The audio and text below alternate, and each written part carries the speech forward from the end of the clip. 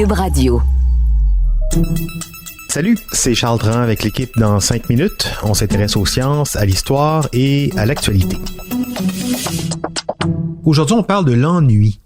Vous êtes assis sur la banquette arrière lors d'un long voyage en voiture. Vous attendez impatiemment la fin d'une réunion entre collègues qui vous semble interminable. L'autobus qui finit jamais d'arriver à sa destination. Ou à l'occasion d'une fête familiale, les conversations vous sont complètement dépourvues d'intérêt. Vous vous ennuyez.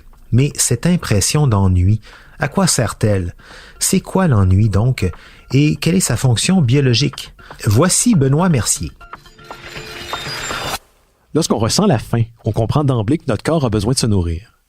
Si on a sommeil, instinctivement on sait qu'il est temps de faire une sieste ou d'aller se coucher pour reposer son corps et son esprit. L'ennui, lui, reste évasif. Pourtant, il s'agit d'une expérience humaine, universelle et familière qu'on va rencontrer de nombreuses fois au courant d'une vie.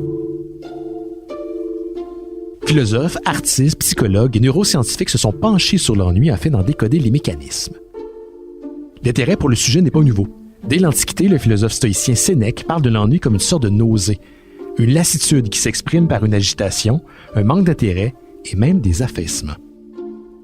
L'historien et philosophe grec Plutarque note tant qu'à lui que le roi Pyrrhus est devenu désespérément ennuyé après avoir pris sa retraite. L'ennui préoccupe également les premiers chrétiens qui ont trouvé un mot pour ce sentiment qui les habite. Ils l'ont appelé acidie, un état d'agitation et d'incapacité de travailler ou de prier. En 1938, le psychologue Joseph F.M. Barmak a examiné comment les ouvriers d'usine faisaient face à l'ennui dans le cadre de leurs tâches. Pour bon nombre d'entre eux, les stimulants, dont la caféine, les amphétamines et l'épédrine, étaient la réponse.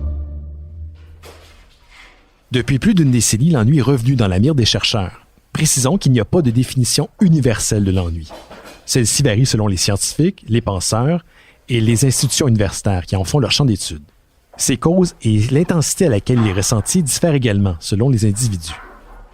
On peut par contre avancer que l'ennui est généralement compris comme une alerte ou un signal de notre cerveau et qu'il indique que nous sommes aux prises avec une expérience répétitive ou monotone et faible en stimuli.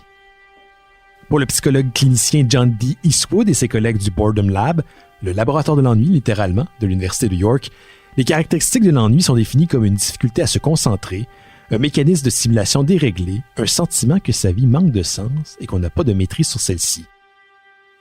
Il engendre également une relation particulière avec le temps, qui nous semble déréglé, voire plus long. Dans ce cadre de lecture, on comprend que l'ennui remplit une fonction utile. Il consiste à un sentiment qu'il faut éviter et une invitation à changer notre condition ou situation avec laquelle nous devons composer, que ce soit au travail ou en relation, par exemple. Il n'est donc pas étonnant que, selon une théorie, l'ennui soit le cousin évolutif du dégoût. Dans son livre Boredom, A Lively History, l'auteur Peter Toohey note que les émotions sont là pour nous aider à réagir, à enregistrer et à réguler nos réponses aux stimuli de notre environnement. L'ennui peut donc être perçu comme une sorte de système d'alerte anticipé.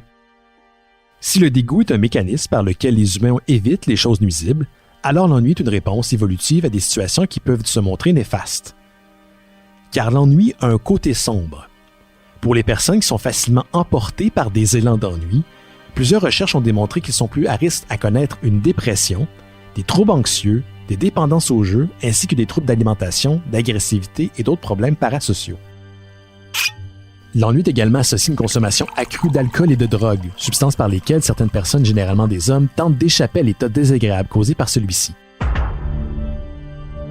Dans une ère où on tente de fuir l'ennui par l'omniprésence des écrans, notre attention, elle, est devenue une commodité pour les grandes compagnies technologiques qui veulent se l'approprier. Pour les chercheurs qui ont étudié la question, il est important de ne pas se faire prendre au jeu. Il faut apprendre à vivre avec son ennui, accepter sa présence et agir avec conscience en évitant les automatismes. Sans quoi nous risquons d'être happés dans un cycle sans fin de diversion qui, que quoi présenter comme un remède à notre ennui, sont éphémères et ne font que le perpétuer. Oui, et d'ailleurs, on le dit de plus en plus, l'ennui, c'est même bon pour les enfants. S'ennuyer, ça fait travailler sa créativité, ça donne le temps à nos cerveaux surstimulés de faire un peu le tri, de prendre le temps de fonctionner autrement.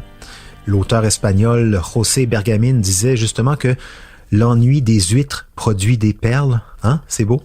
Dans le même esprit, mais plus comique, le romancier français Gilbert Cébron disait que l'ennui porte conseil. Il avait bien raison. Merci Benoît Mercier, c'était en 5 minutes.